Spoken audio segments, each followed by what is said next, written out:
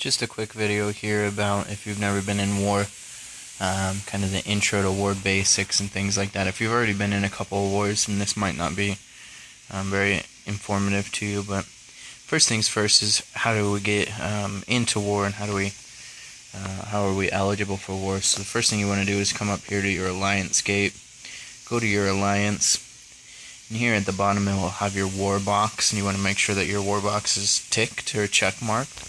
That way you're eligible for war and that we can physically put you into war.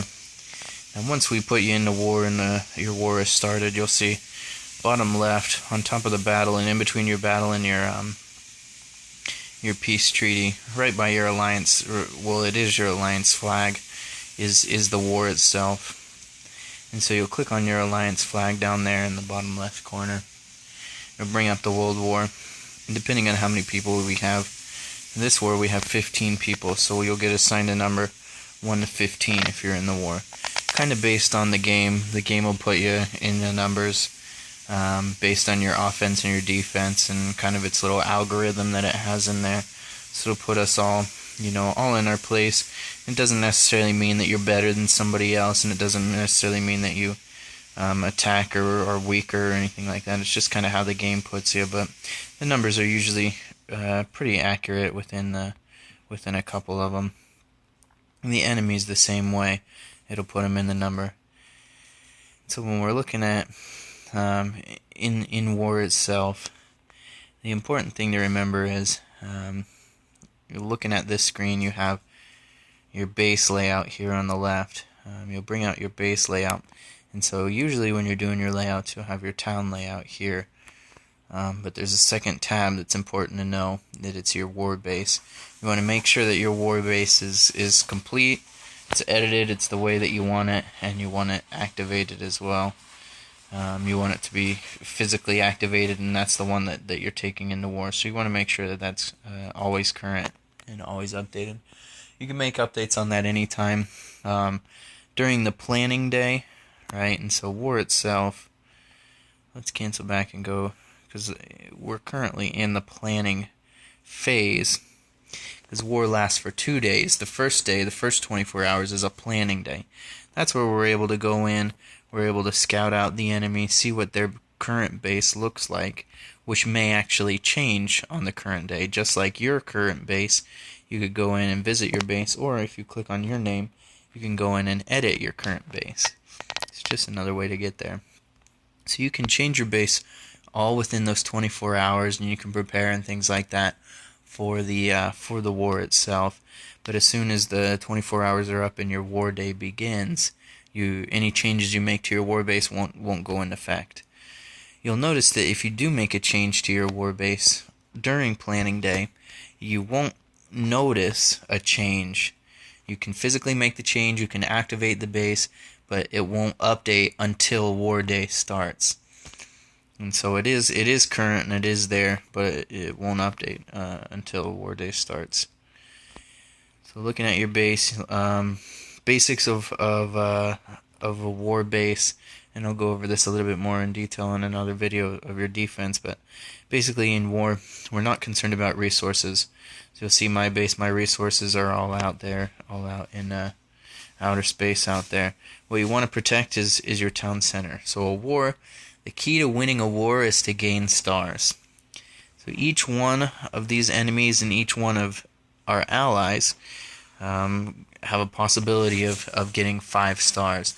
And so if we attack an enemy, so if I attack number 1 and I get 5 stars, and Eric comes in behind me and he attacks number 1 and gets 5 stars, it only counts the highest attack. So even though he came in with the second attack and got 5, it doesn't make any difference. So it's mostly useless to attack a base that's already been 5-starred.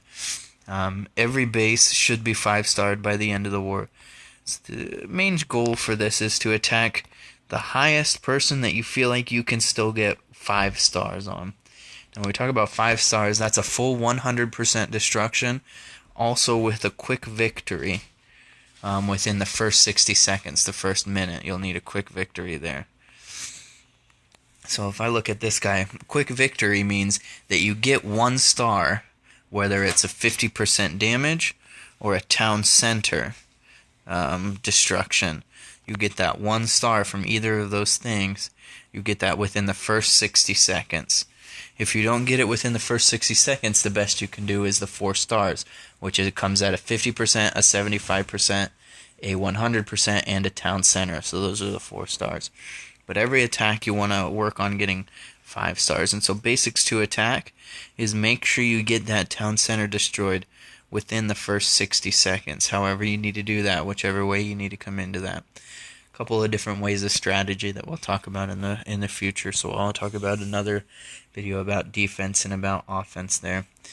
In your war, like I said, you don't really care about your resources. You won't lose any resources for being attacked, so it's okay to have them outside of your walls and everything like that, more as a distraction and things like that for you. You don't want to, if you're just starting out in war, I don't want you donating any troops. It's important to have strong troops in your base, and so let the top leaders kind of take care of that, which looks like we've already have. Otherwise, like I said, it's most important just during the planning day to make sure that your base is active, it's set up, and then, like I said, just the basics there, that your resources and things, those buildings are outside, but most of your buildings are protected. Most of your towers and your defensive buildings are protected, and then, of course, your town center being the most protected, kind of there in the center. The more compartments that you have makes it harder for the enemy to chew through those walls. A couple different strategies, like I say, that go into that. When we talk about offense, like I said, you want to attack somebody that has not been 5-starred already, and that you feel like you can 5-star. Now, at some point, there's going to be a lot of overlap, whether you don't feel like you can get 5 stars on the next guy up, or you feel like you can't. Everybody else has already been taken. So you kind of just do your best at that point. If there is overlap, you do the best that you can. To gain loot, you'll notice that the war, if you win the war, you'll get a significant amount of loot. To gain loot from an enemy, you just have to have at least 1 star on them. So if you feel like you can't get a 5-star on anybody else, you should be able to get a 1 star on somebody a little bit higher. And it's always best to kind of just practice and learn from your battles. Like I said, it's most important to make sure when you attack that you get those 5 stars. And so we have 15. We have 15 people each who can get 5 stars. And you have 2 attacks. So I will have 2 attacks. Eric will have 2 attacks. You will have 2 attacks. Everybody has 2 attacks to make. Cannot attack the same guy twice. I can attack somebody and Eric can come behind me and attack. If I only get 4 stars on number 1, then that's important for Eric to come in and get that 5th star if he's able to. And that's why it's important for communication, things like that, so I can let him know what I struggled with or where the traps were and things like that came out from the base. So pretty straightforward there, just kind of the easy things that we're looking at. You want to come in with full troops. You want all of your troops trained. You want to request troops. You want to specifically request troops for war. When you request troops for war, make sure that you don't donate troops for somebody who's requesting for war if you don't have those high level troops. You let the big guys take care of that, and we'll give you some good stuff. That way you can take it into war. That's about it for this video. I'll talk about a couple of other things, and we'll get more in depth in the future, but this was just kind of a quick basic video there.